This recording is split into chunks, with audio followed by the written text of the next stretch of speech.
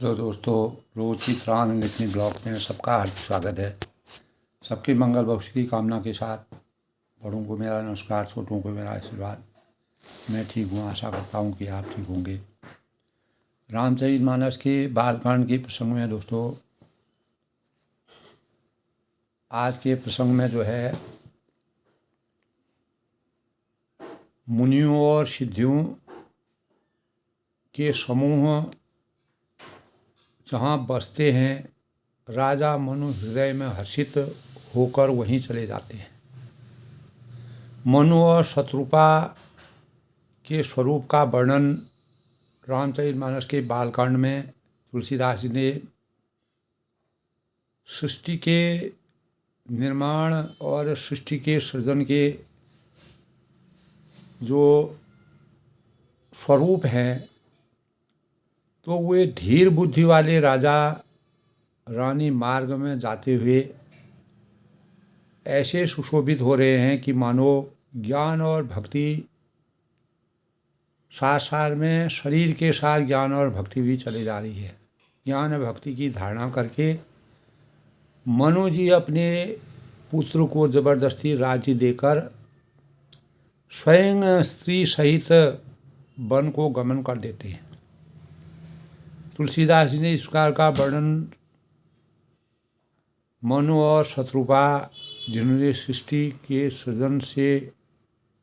सृजन की उत्पत्ति के ब्रह्मा विष्णु महेश द्वारा, तो अत्यंत पवित्र और साधुओं के सत्संग में जाकर के और तीर्थों, सबसे महत्वपूर्ण और परम तीर्थ नैमिषारण्य में अपना सिद्धि को प्राप्त करते हैं, वह साधुओं के सानिध्य में जाते हैं। तो दोस्तों,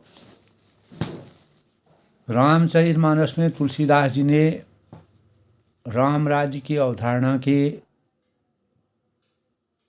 अवधारणा में के बारे में बताया है कि राम राज्य में दैहिक भौतिक ताप किसी को भी व्याप्त नहीं थे, और तुलसीदास जी के अनुसार राम राज्य में लोग परस्पर प्रेम और वेदों की बताई गई नीति और मर्यादा का अक्षरशः पालन करते थे। तुलसीदास जी के अनुसार, तुलसीदास जी के मुताबिक, गोस्वामी तुलसीदास के मुताबिक राम राज्य की नींव आने वाले यानी धर्म और अपने वर्ण के अनुसार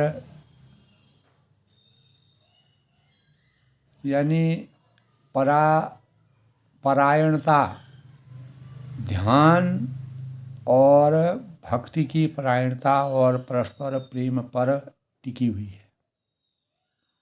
तो तुलसीदास जी कहते हैं कि दोस्तों, कपटी झूठ बोलते हैं, झूठ ही ओढ़ते हैं। श्री राम जी की भक्ति को घर घर तक पहुंचाना, प्रत्येक मानव के अंतस में मर्यादा पुरुषोत्तम भगवान राम जी के भावों का समावेश करना, उनकी अभिव्यक्ति करना। तुलसीदास ने तप और संयम, श्रद्धा, विश्वास, प्रेम और ईश्वर कृपा और प्रभु की शरणागति को भी भक्ति का प्रमुख साधन माना है। और मर्यादा पुरुषोत्तम राम तुलसी के आदर्श देवता है। तो इसी के परिणाम स्वरूप दोस्तों, आज के प्रसंग में जो है मुनीश्वर भरद्वाज और याज्ञवल्क्य जी का आपस में भगवान शिव और पार्वती के स्वरूप को देख करके संवाद होता है। याज्ञवल्क्य जी ने कहा कि हे भरद्वाज, शंकर जी के वचन सुनकर पार्वती जी सूख जाकर प्रेम सहित मुस्कुराई, और फिर वृषकेतु भगवान शिव जिस कारण भगवान का अवतार हुआ था उसका पूर्ण वर्णन करने लगे। यानी जिन प्रभु भगवान श्री रामचंद्र को तुमने भाई लक्ष्मण जी के साथ, यानी पार्वती जी से शिव कहते हैं कि साथ मुनियों का सा वेश धारण किए हुए बतकल वस्तु में इस वन में विचरण करते हुए देखा। हे भवानी, जिनके चैत्र देखकर सती शरीर में तुम थी और ऐसी बावली हो गई थी कि आप पूर्ण रूप से विस्मृत हो गई थी, तो अब भी तुम्हारे उस बावलेपन की छाया नहीं मिटती है।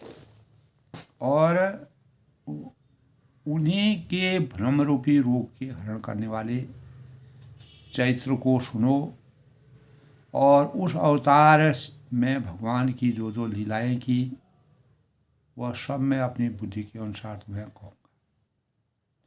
तो भगवान शिव के पूरा विस्तार के साथ रहस्य का वर्णन किया। और याज्ञवल्क्य जी ने कहा कि हे भरद्वाज, शंकर जी के वचन सुनकर पार्वती जी ने सौख जाकर प्रेम सहित वह मुस्कुराई, उनको परमात्मा की प्राप्ति हुई। और फिर वृषकेतु शिव जी जिस कारण से भगवान का यह अवतार हुआ था उसका वर्णन करते हैं। तो तभी कहा है, सो तुम सन कहूँ सबू सुन मुनि मनुलाई, राम कथा कलिमल हरणी मंगल करति सुहाई। यानी हे मुनीश्वर भरद्वाज जी, मैं यह सब सत्य कहता हूँ, प्रमाणिक रूप से कहता हूँ कि मन लगाकर सुनो। और श्री रामचंद्र जी की कथा कलयुग के समस्त पापों को दूर करने वाली है और बड़ी सुंदर है, बड़ी अद्भुत है, बड़ी मनोरम है। तो स्वयंभू मुनि और उनकी पत्नी शत्रुपा, जिसके मनुष्यों की यह अनुपम सृष्टि हुई है, स्वयंभू जो मनु थे और शत्रुपा जिससे मनुष्यों की अनुपम सृष्टि का सृजन हुआ है, उन दोनों पति पत्नी के धर्म और आचरण बहुत अच्छे थे। और आज भी हमारे वेद हैं, शास्त्र हैं, हमारी मर्यादा है, हमारे ग्रंथ हैं, हमारे प्राचीन हमारे ग्रंथ हैं। तो वेद उन्हीं मर्यादाओं के का गायन करते हैं, उन्हीं का गुणगान करते हैं। तो तब कहा है, न पूतान पाद सुततासु ध्रुव हरि भगत भयो सुततासु, लघु सुत नाम प्रिय बदता ही वेद पुराण प्रसन्न सही जाए। तो राजा उत्तानपाद जो है उनके पुत्र थे और जिनके पुत्र प्रसिद्ध हरिभक्त ध्रुव जी थे। उन मनु जी के छोटे लड़के का नाम प्रियव्रत था और जिनकी प्रशंसा वेद और पुराण आदिकाल से ही करते आए हैं। तो पुनः देवहूति उनकी कन्या थी और जो कर्दम मुनि की प्यारी पत्नी हुई।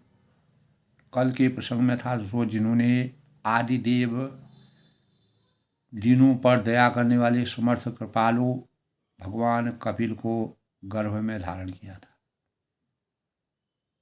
तो तुलसीदास जी ने बड़ा ही मनोरम वर्णन किया है दोस्तों। तभी क्या कहा है कि सांख्य शास्त्र जिन प्रकट बखाना, तत्व विचार निपुण भगवान। और तेहि मनोराज कीन बहुकाला, प्रभु आयुष सब विधि प्रतिपाला। यानी तत्वों का विचार करने में अत्यंत निपुण जो कपिल थे, भगवान ने साखी शास्त्र का प्रकट रूप में भी वर्णन किया। उन स्वयंभू मनु ने बहुत समय तक राज्य किया और सब प्रकार से भगवान की आज्ञा रूप शास्त्रों की मर्यादा का पालन किया।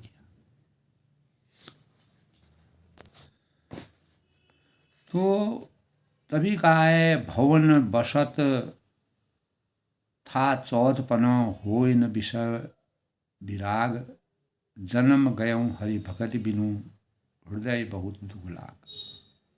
तब यानी घर में रहते ही बुढ़ापा आ गया, परंतु विषयों के वैरागी विषयों से चौथेपन आ जाने के बाद भी हमारे अंतःकरण में जो विषय भोगों की आसक्ति है वह समाप्त नहीं हुई।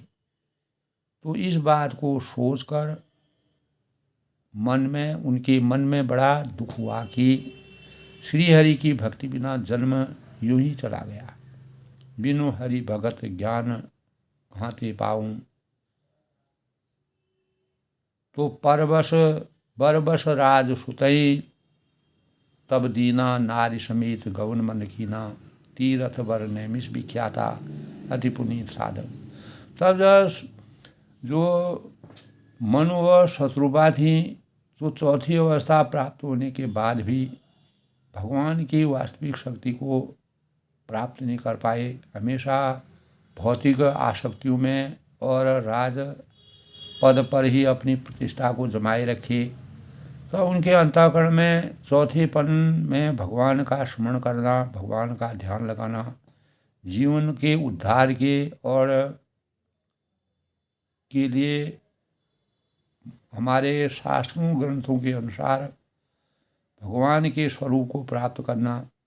तब मनु जी ने अपने पुत्र को जबरदस्ती राज्य देकर, जिसका बुद्ध भगवान ने सब कुछ राज समर्पित करके, अपने सब कुछ छोड़ करके मानव कल्याण के लिए अपने जीवन को न्यौछावर कर दिया और अनेक प्रकार के दीन दुखी शिष्यों को साथ में रह करके और उन्होंने मान मर्यादा को बढ़ाने के लिए, पद अपनी प्रतिष्ठा को बढ़ाने के लिए, लोक कल्याण के लिए, तब धम्म जो उनका धम्म था उसकी स्थापना करके अनेक शिष्यों को मार्गदर्शित किया। इसी प्रकार मनु और शत्रुपा के अंतःकरण में जो भगवान की आसक्ति प्राप्त हुई, ज्ञान प्राप्त हुआ, उसी के सौजन्य को ये स्वरूप उन्होंने जो है पूरा राजपाट छोड़ करके वह अनेक सिद्धहस्त साधुओं और सत्संगों को करने के लिए नैमिष यानी प्रथम जो तीर्थ स्थल है नैमिषारण्य में चले गए। वहाँ मुनियों और सिद्धों के समूह पहले से ही विराजमान थे। राजा मनु हृदय में हर्षित होकर अपार हर्ष हो गया और जब वह वहाँ के लिए प्रस्थान करे थे तो ऐसा लग रहा था कि ज्ञान और भक्ति का सागर जो है उमड़ करके उनके साथ जा रहा है। तो भक्ति भाव, भगवान के प्रति जो भक्ति है, उन भावों का तुलसीदास जी ने बड़ा ही गूढ़ वर्णन किया है दोस्तों। पहुँचे जाए थे मतवीरा, तब वह जो है वहाँ मुनियों और सिद्धों के समूह जहाँ बसते थे नैमिषारण्य में, राजा मनु हृदय में हर्षित होकर वहीं चले गए। अपार संतोष की अनुभूति हुई। वे धीर और बुद्धि वाले राजा रानी मार्ग में चलते हुए ऐसे सुशोभित हो रहे मान लो कि ज्ञान और भक्ति ही शरीर धारण किए जा रहा। तो ये मर्यादा पुरुषोत्तम भगवान राम जी पराकाष्ठा का सबसे बड़ा स्वरूप है। इसीलिए पुरुषोत्तम वो कहलाए। और रामचरितमानस में तुलसीदास जी ने दोस्तों सृष्टि की रचना से लेके कैसे भगवान का अवतरण हुआ, कैसे भगवान ने सातों कांडों के माध्यम से भगवान के अलग अलग चरित्रों का वर्णन किया, तो उन्हीं भावों से हमारे जीवन में परमात्मा की आसक्ति कैसे ज्ञान मार्ग हमारा अवतरित होता है। तो आज के प्रसंग में दोस्तों, इससे पहले आज के पंचांग की गणना करते हैं दोस्तों। तो आज दोस्तों विक्रम संवत 2081 और शक संवत 1946 और क्रोधी नाम संवत्सर है। और मार्गशीर्ष माह के शुक्ल पक्ष की चतुर्दशी तिथि 5:03 तक फिर पूर्णिमा तिथि का शुभारंभ हो जाएगा। आज रविवार का विश्राम का दिन माना जाता है। आज दोस्तों मृगशीर्ष नक्षत्र 12:04 तक है। उसके बाद आर्द्रा नक्षत्र का शुभारंभ हो जाएगा और अनेक प्रकार के शुभ कार्यों के लिए आज का दिन मंगलमय माना गया है। चंद्रमा आज मिथुन राशि में संचरण करेंगे। प्रदोष काल आज है दोस्तों 6:01 से 7:11 तक प्रदोष काल। और आज के शुभ मुहूर्त की बात करें तो अभिजीत मुहूर्त 12:13 से 12:55 तक। इस दौरान हम कोई भी कार्य कर सकते हैं, शुभ कार्य कर सकते हैं। और अमृतकाल आज का दोस्तों 12:56 से 2:29 तक है। और आज ब्रह्म मुहूर्त 5:38 से 6:26 तक है। आज का राहु काल 4:24 से 5:43, जिसके उपरांत किसी भी शुभ कार्य को करना वर्जित माना गया है। अगर पहले से चलता हुआ कार्य कोई करता आया है तो वह जारी रहेगा। और आज का सूर्योदय दोस्तों 7:14 और सूर्यास्त जो है 5:56। इस प्रकार आज सूर्य भगवान का दिन है। सूर्य जो है हमारे पूरे ब्रह्मांड में प्रकाश के मानक और द्योतक माने गए हैं। मर्यादा पुरुषोत्तम भगवान रामचंद्र जी भी भगवान सूर्य की उपासना की थी।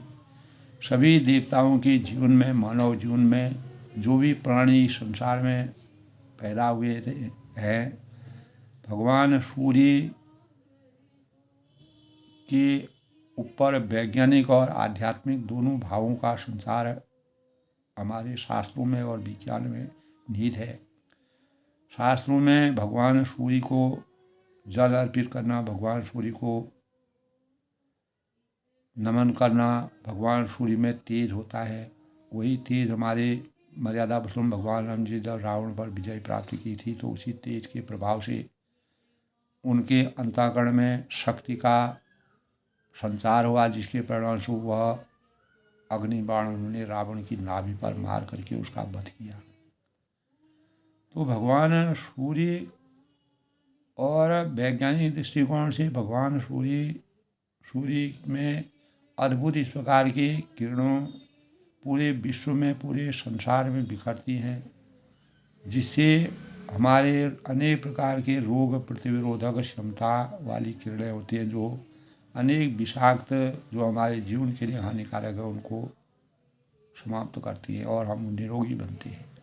और हमको अनेक प्रकार के शारीरिक विटामिनों की प्राप्ति होती है, विटामिन डी मिलता है। और अनेक प्रकार से सूर्य की उपासना से और तांबे के बर्तनों से भगवान सूर्य को जल अर्घ देना चाहिए। ओम घृण सूर्याय नमः का जाप करना चाहिए। और हिंग ह्रीं सूर्याय सहस्त्र किरणाय मनोवांछित फलम देहि देहि स्वाहा। ये सूर्य ओम सूर्याय नमः, ओम आरोग्य प्रदायकाय सूर्याय नमः, ओम हिंग ह्रीं ह्रीं घृं सूर्य आदित्य क्लीं ओम हिंग ह्रीं सूर्याय सहस्त्र किरणाय मनोवांछित फलम देहि देहि स्वाहा। तो इस मंत्र का पाठ करना चाहिए दोस्तों। भगवान सूर्य प्रसन्न होते हैं। भगवान सूर्य राजयोग के प्रदाता होते हैं। जब हम पूर्ण निष्ठा भाव से, श्रद्धा से अपने जीवन में सूर्य भगवान का ध्यान करते हैं और अनेक प्रकार के चमत्कारी चीज़ें हमारे जीवन में होती हैं और हम राजयोग में अपार सामर्थ्य हमको मिलती है। तो इस प्रकार से दोस्तों कि सूर्य अगर हम पूरे सूर्य भगवान के, सूर्य हमारे सौरमंडल का सबसे बड़ा पिंड है और उनका जो व्यास है वो लगभग 13,90,000 किलोमीटर, 13,90,000 किलोमीटर इतना क्षेत्रफल उनका है, जो इस पृथ्वी पर 113 गुना, पृथ्वी से 113 गुना ज़्यादा है। ऐसा हमारे शास्त्रों में और विज्ञान में, खगोल शास्त्र ने ऐसा अध्ययन किया है। सूर्य के पार भंडार, अपार भंडार है, जो इस पृथ्वी को अनेक प्रकार के चीज़ों को प्रदान करते हैं। सूर्य शक्तिशाली भंडार के रूप में हाइड्रोजन और हीलियम गैसों का अपार भंडार सूर्य में माना जाता है। परमाणु विनाश की प्रक्रिया द्वारा सूर्य अपने परमाणु विन्यास जब होता है तो सूर्य जो है अपने केंद्र में ऊर्जा पैदा करने का स्वरूप उनमें होता है।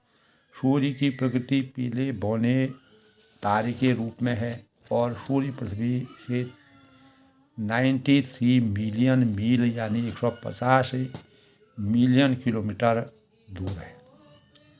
तो यह सौरमंडल का एक मात्र तारा है। सूर्य के गुरु बृहस्पति माने गए हैं और सूर्य के मित्र यानी सूर्य के मित्र दोनों संयोग से जीवात्मा का संयोग और सूर्य के गुरु बृहस्पति और माने जाते हैं। गुरु जीव ही सूर्य की आत्मा के रूप में माने जाते हैं। तो हम मार्कंडेय पुराण में दोस्तों भगवान सूर्य का आदित्य हृदय स्रोत मंत्र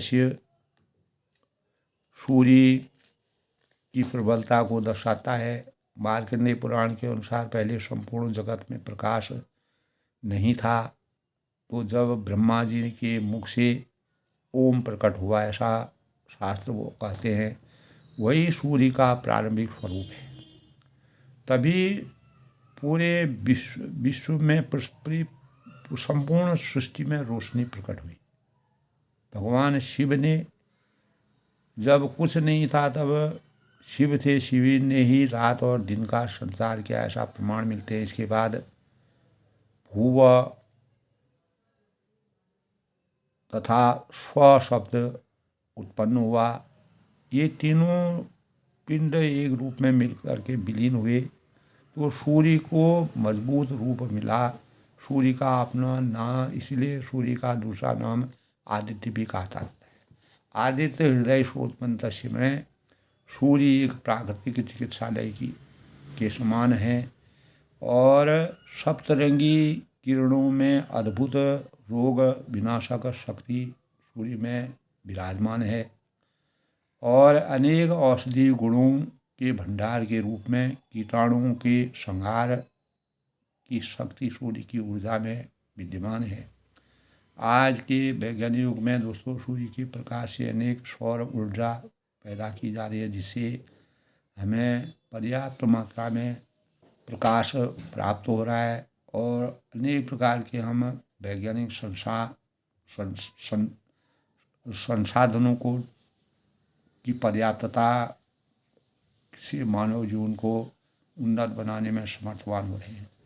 सूर्य का पूजन करने से यश, सौभाग्य, सुख, समृद्धि व तेज प्राप्ति होती है। ज्योतिष शास्त्र के अनुसार पंचदेव स्नान भगवान शिव गणेश, पंचदेव को पूजा करना भगवान शिव हैं, गणेश जी हैं जो प्रथम पूज्य हैं, विष्णु भगवान हैं, दुर्गा है और सूर्य शामिल हैं। जल में भगवान सूर्य को रोली डालकर, लाल पुष्प डालकर और भगवान सूर्य को प्रातःकालीन वेला में जब सूर्य उदय होते हैं तो उनको जल अर्घ्य देना चाहिए, जिससे हमारे जीवन में यश कीर्ति का मानव होता है, राजयोग में प्रबलता मिलती है। और ओम भूव स्व तत्सवितरणीयं भर्गो देवस्य धीमहि धियो यो न प्रचोदयात्, यानी गायत्री मंत्र का जाप करना बहुत ही शुभकारी माना जाता है। ओम सूर्याय नमः, घृण सूर्याय नमः 108 बार भगवान का जाप करना चाहिए। इस प्रकार भगवान सूर्य की महिमा अपरंपार है। तो आज के प्रसंग में दोस्तों प्रत्यक्ष देवता के रूप में भगवान रामचंद्र जी की जो लीला है, तो मनुस्मृति जो मनु और शत्रुघ्न जो सृष्टि के सृजनकर्ता भगवान ने जिनको सृष्टि की उत्पत्ति के लिए जिन्होंने संपूर्ण राज करने के बाद चौथेपन में नैमिषारण्य में अपना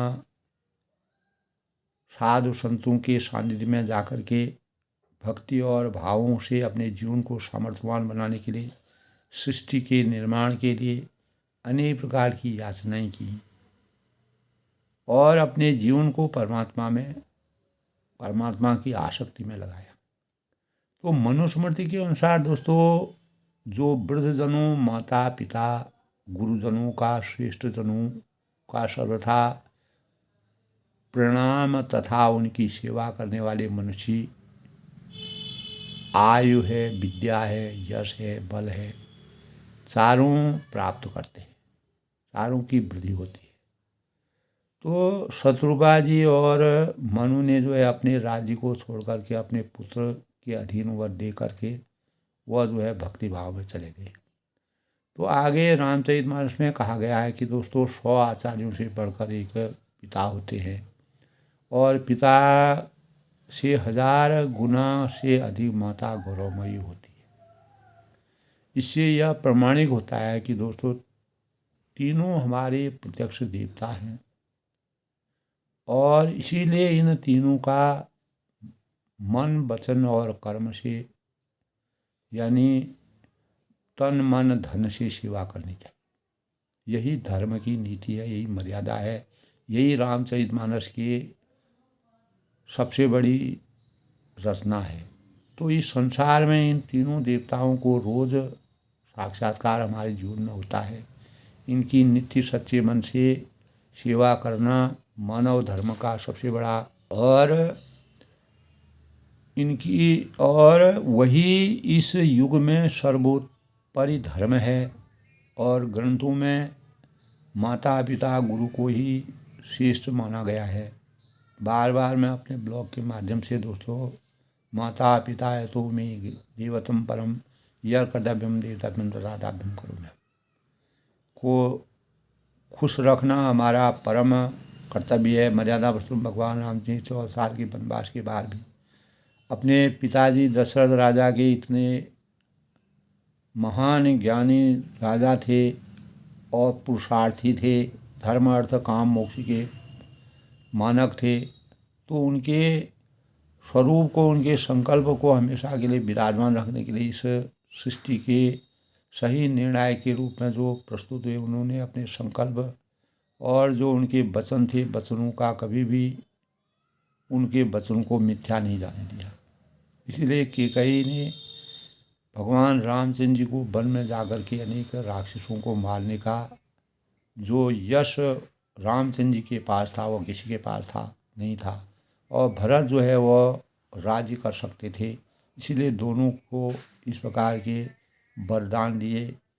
और इस वरदान का मुख्य ध्येय यही था कि सृष्टि की रचना को आगे को कैसे किया जाए, कौन किस कार्य के लिए कर्तव्यनिष्ठ है।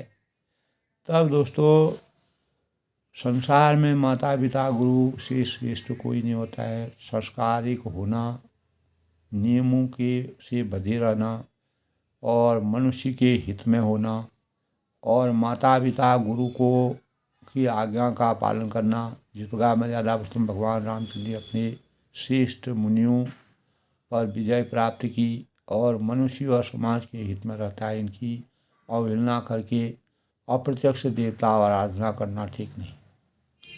तो जिन प्रत्यक्ष देवता की सेवा में अर्थ धर्म काम तीनों की प्राप्ति होती है, तो जिनको पूजा से तीनों लोकों की पूजा हो जाती है, उनके समान पवित्र इस संसार में कोई नहीं। तो युधिष्ठिर ने भी दोस्तों एक बार भीष्म पितामह से उनकी अनुमति पाकर प्रश्न किया था कि धर्म पर चलने का मार्ग बताएं, वो आशीर्वाद दें। तब पिता ने भी यही कहा कि माता पिता गुरु की सेवा करना सबसे बड़ा धर्म है और उनकी आज्ञा का पालन इन तीनों की सबसे बड़ी पूजा है। महात्मा विदुर ने भी दोस्तों कहा था कि माता पिता की सेवा 7 द्वीपों की परिक्रमा के समान है। रामचरितमानस में भी गोस्वामी तुलसीदास ने कहा है कि जो पुत्र यानी अनुचित और उचित का विचार छोड़कर पिता के वचनों का पालन करता है, वह सुख का सुयश के पात्र बनकर स्वर्ग में वास करता है।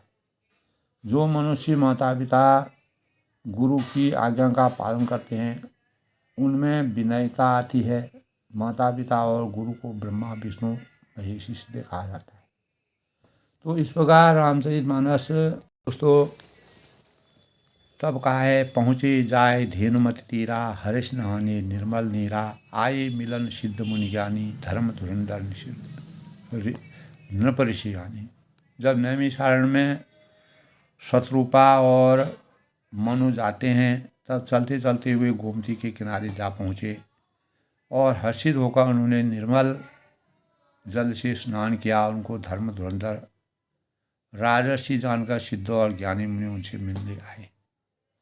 जहाँ तहाँ तीरथ रहे सुहाए, मुनिन सकल सादर करवाए, कृष्ण शरीर मुनिपट परिधाना, सत समान ने सुने पुराण।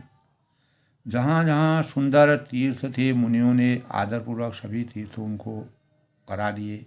उनका शरीर दुर्बल हो गया और वे मुनियों से बदकल वस्त्र धारण करते थे और संतों के समाज में नित्य पुराण सुनते थे।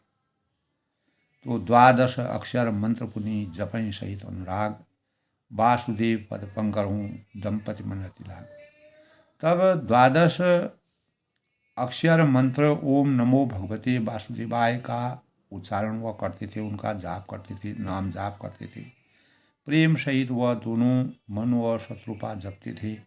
भगवान वासुदेव के चरण कमलों में उन राजा रानी का मन बहुत ही लग गया। करें हार साग फल कंदा, सुमिर ब्रह्म सच्चिदानंदा, पुण्य हरि हेतु करण तप लागे, बाल आधार मूल फल त्यागे। तब वे साग फल और कन्नमूल फल खा करके उनका आहार था और यानी एक सात्विक जीवन वह यापन करते थे और सच्चिदानंद ब्रह्मा का स्मरण रात दिन करते रहते थे और श्री हरि के लिए तप करने लगते थे और करने लगे। और जो भी मूल है, जड़ है, फल को त्याग कर केवल जल के आधार पर भी वह अपने जीवन को रहने की सामर्थ्य। तो उर अभिलाष निरंतर होई, देखिए नयन परम प्रभु होई, सोई अगुण अखंड अनंत अनादि, यही चिंतन परमार्थवादी। तो हृदय में अंतःकरण में निरंतर वही अभिलाषा हुआ करती थी कि हम कैसे उन परम प्रभु की आँखों को देखें जो निर्गुण अखंड अनंत और अनादि हैं और परमार्थ वाले ब्रह्मज्ञानी तत्ववेता लोग जिनका चिंतन किया करते हैं। तो नेति नेति जी वेद निरूपा, निजानंद निर्वापदे अनुपा, शंभु बिरंश विष्णु भगवाना, उपजय जास अंशुदय नाना।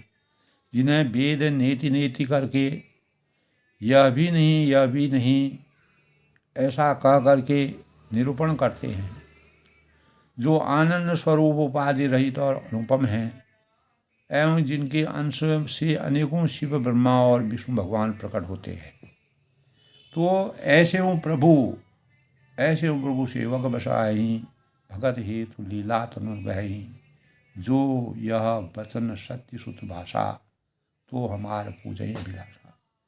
तो ऐसे महान प्रभु की सेवक के वश में भक्तों के लिए दिव्य लीला विग्रह धारण करते हैं। यदि वेदों में यह वचन सत्य कहा गया है तो हमारी अभिलाषा भी वैसे पूरी होगी। तो यही विधि बीते बरस सहज बार आहार संबद सप्त सहस्त्र पुनि रही समीर आधार। तो इस प्रकार जल का आहार करके तप करते 6000 वर्ष बीत गए। फिर 7000 वर्ष के वायु के आधार पर रहे, यानी हवा केवल वायु को ग्रहण करके अपने जीवन को उन्होंने व्यतीत किया। इस प्रकार सत्य रूपा और मनु ने अपने जीवन को भगवान के चरणों में विराजमान किया और जिसके उनको ज्ञान की पराकाष्ठा हुई। बरस सहज दर त्यागो सोई, ठाड़ी रहे एक पद रोई, विधि हरिहर तप देख अपारा, मनु समीप आही बहुबार।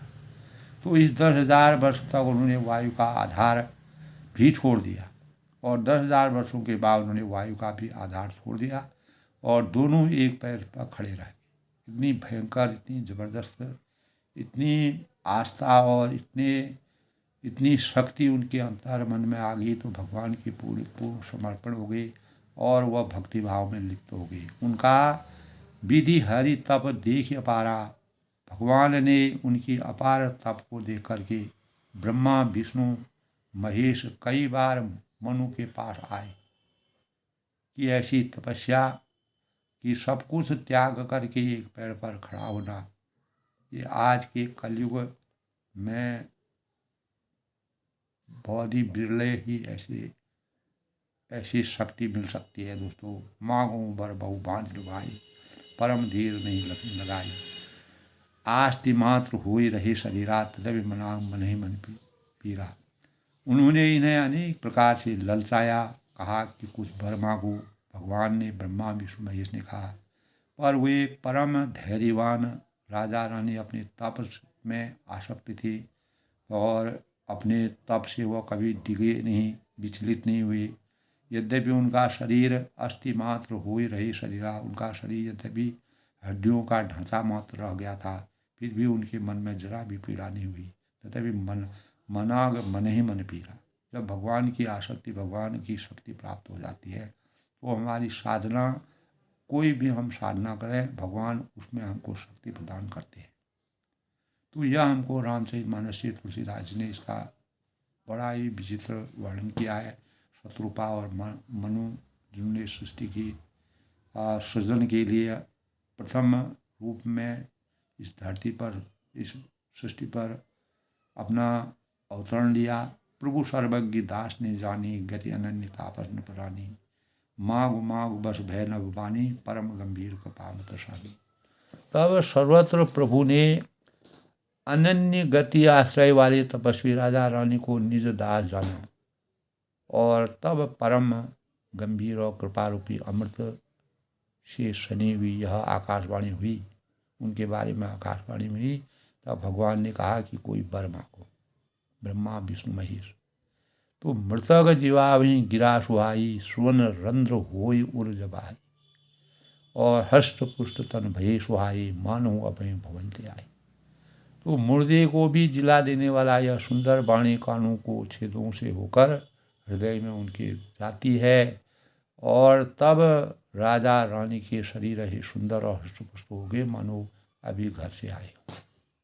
तो भगवान की शक्ति जिस प्रकार, यानी काकभूषणी जी को भगवान की पूरी शक्ति, हनुमान जी को पूरी शक्ति विराजमान हुई और अनेक प्रकार के पापियों को भी भगवान मर्यादा पुरुषोत्तम भगवान राम जी, उसी प्रकार शतरूपा और मनु को इस प्रकार की दिव्य शक्ति प्राप्त हुई, जिसके परिणाम स्वरूप वह उनके अंतःकरण में अपार तपस्या से उनके चारों वह एक मतलब मिट्टी जैसे हो गए, मुर्दे के जिला देने वाला या सुंदर वाणी कानून, यानी ऐसा शरीर उनका हो गया था।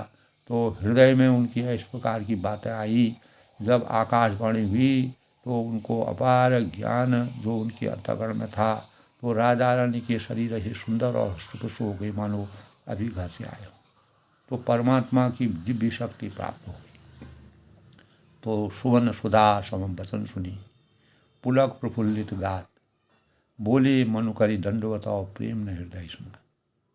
तो सुवन सुधा सम वचन सुनी, पुलक प्रफुल्लित गात, कानों में अमृत के समान लगने वाले वचन सुनते ही उनका शरीर पुलकायमान हो गया। ऐसे परमात्मा की आकाशवाणी को सुन करके वह समर्थवान हो गए, पूर्ण ऊर्जावान हो गए, ज्ञान की पराकाष्ठा हुई, भक्ति में सफल हो गए और उनका वह अपने पुलकायमान हो करके प्रसन्नता के मारे फूले न समाये। बोले मनु करी दंडवत और प्रेम न हृदय समात। तब मनु यानी पूर्ण रूप से आस्थावान होकर के भगवान को आकाशवाणी जब हुई तो उनको दंडवत प्रणाम करते हैं और प्रेम भाव से बोलते हैं, कहते हैं कि उनके हृदय में प्रेम की आसक्ति का जो अपार भावों का संचार हुआ। तुलसीदास जी ने ऐसे भावों का वर्णन किया है जो हमारे सर्वज्ञ प्रभु ने अनंत गति वाले तपस्वी राजा रानी को निज दास जाना, अपना सेवक जाना, अपना आराध्य, अपने यानी अपना सेवक जान करके और जो उनकी आराध्य देव के प्रति इतनी आस्था उत्पन्न हुई, तब परम गंभीर और कृपारूपी अमृत सनी हुई आकाशवाणी वर मांगने की बात आई। तब उन्होंने कहा, जब वह वाणी उन्होंने सुनी तो ऐसा लगता था, उनको ऐसा लगा कि मुर्दे को भी जिला देने वाली यह सुंदर वाणी, यानी मुर्दा भी जब इस शरीर भौतिक शरीर से आत्मा निकल जाती है तो वह मिट्टी हो जाता है, उसमें भी चेतना आ गई और उसके छेदों से, पूरे शरीर के छेदों से हृदय में वह जो आकाशवाणी की भाव आई, भगवान की भक्ति का भाव आई। तब राजा रानी के शरीर ऐसे सुंदर और हृष्टपुष्ट हो गए कि वह मानो अभी घर से आए हों, अभी ही उनका अवतरण हुआ और वह अभी जो है राजपाट छोड़ करके अभी आए हो। तो कानों में अमृत के समान लगने वाले वचन सुनते उनका शरीर प्रफुल्लित हो गया और अपार हर्ष का ये भावों का संचार हो गया और ज्ञान की पराकाष्ठा से वह सुसज्जित हो गए। तब मनु जी ने इस आकाशवाणी में परमात्मा ब्रह्मा विष्णु महेश को नमन किया, उनका आशीर्वाद प्राप्त किया और उनको दंडवत प्रणाम किया और उनके हृदय में अपार सुख की अनुभूति हुई। तो दोस्तों, आज के रामचरितमानस के बालकांड के प्रसंग में मैं सबके मंगल भविष्य की कामना करता हूँ। आनंद लेखनी ब्लॉग में सबका हार्दिक स्वागत है। अपनी वाणी को विराम देता हूँ और अधिक से अधिक लोग दोस्तों इस विचारों को सुने, कैसे सृष्टि का सृजन हुआ, कैसे मनु और शत्रुपा से हमारे जीवन में मानव जीवन की उत्पत्ति हुई और मानव जीवन के कल्याण के लिए कैसे उन्होंने साधना की और किस प्रकार से आकाशवाणी हुई।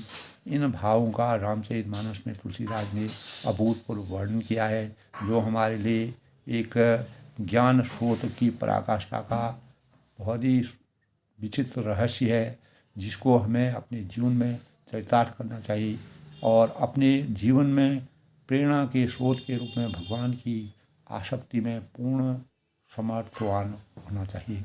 सब लोग सुखी रहें, खुश रहें। जय श्री राम के साथ सबके मंगल भविष्य की कामना करता हूँ।